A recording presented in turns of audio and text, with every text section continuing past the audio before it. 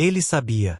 Sabia e concordou com o plano para assassinar Lula, Alckmin e Moraes, aponta PGR. Bem-vindos ao TV Mundo, o canal que traz para você as notícias mais relevantes do Brasil e do mundo de forma direta, transparente e sem meias palavras.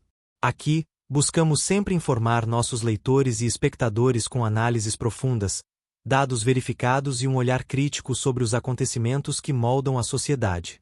Hoje, em 23 de fevereiro de 2025, estamos diante de uma revelação bombástica que promete abalar ainda mais as estruturas políticas do Brasil. Este é um caso que não apenas expõe as entranhas de um suposto plano criminoso, mas também levanta questões fundamentais sobre democracia, poder e responsabilidade. Nosso compromisso no TV Mundo é garantir que você tenha acesso às informações mais atualizadas e confiáveis, contextualizando fatos que muitas vezes parecem saídos de roteiros de filmes de suspense político. E hoje, caros leitores e espectadores, estamos prestes a mergulhar em uma das denúncias mais graves da história recente do país.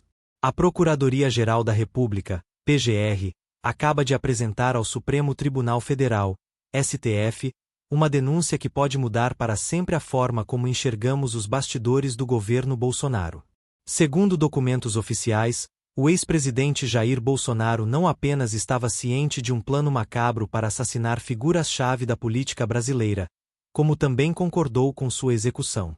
Entre os alvos estavam o presidente Luiz Inácio Lula da Silva, o vice-presidente Geraldo Alckmin e o ministro do STF Alexandre de Moraes. O plano, intitulado Punhal Verde Amarelo, foi arquitetado com requintes de crueldade e detalhes assustadores. A ideia era usar armas bélicas contra Moraes e envenenar Lula, enquanto Alckmin também figurava na lista de alvos prioritários. O Procurador-Geral da República, Paulo Gonet, afirmou que o então presidente da República não apenas teve conhecimento dessas intenções, como também anuiu ao plano, mesmo após o Ministério da Defesa reconhecer oficialmente que não havia evidências de fraude nas eleições de 2022. Mas isso não é tudo. A denúncia inclui outros 33 envolvidos, entre eles militares de alta patente, como Walter Braga Neto, ex-ministro da Casa Civil e da Defesa, e Mauro Cid, ex-ajudante de ordens de Bolsonaro.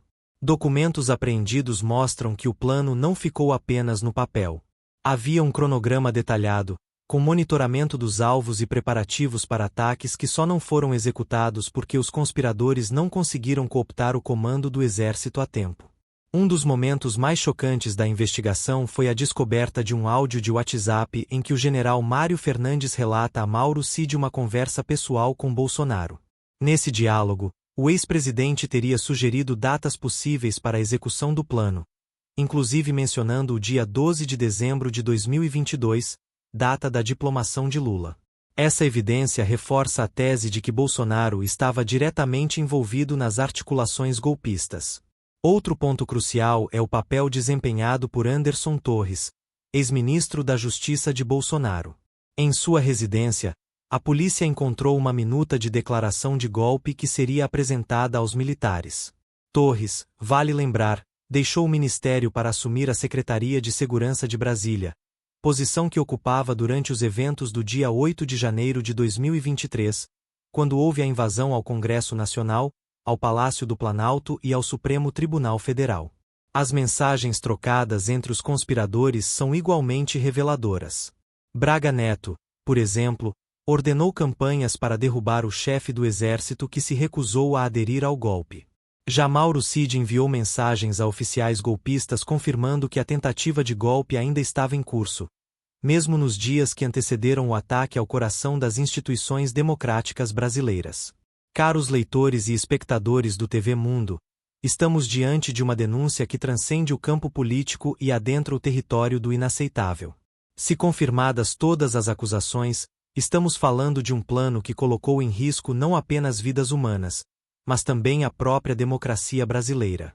É importante lembrar que, independentemente de posições ideológicas, a defesa do Estado democrático de direito deve ser um compromisso universal. Neste momento, cabe à sociedade civil, à imprensa e às instituições democráticas permanecerem vigilantes e exigirem transparência e justiça. Casos como este servem como alerta para nunca subestimarmos os riscos que rondam nossa jovem democracia. Agradecemos por acompanhar o TV Mundo. Continuaremos trazendo as notícias mais relevantes e analisando os fatos com a profundidade que você merece. Até a próxima edição. Fiquem bem e continuem conectados conosco.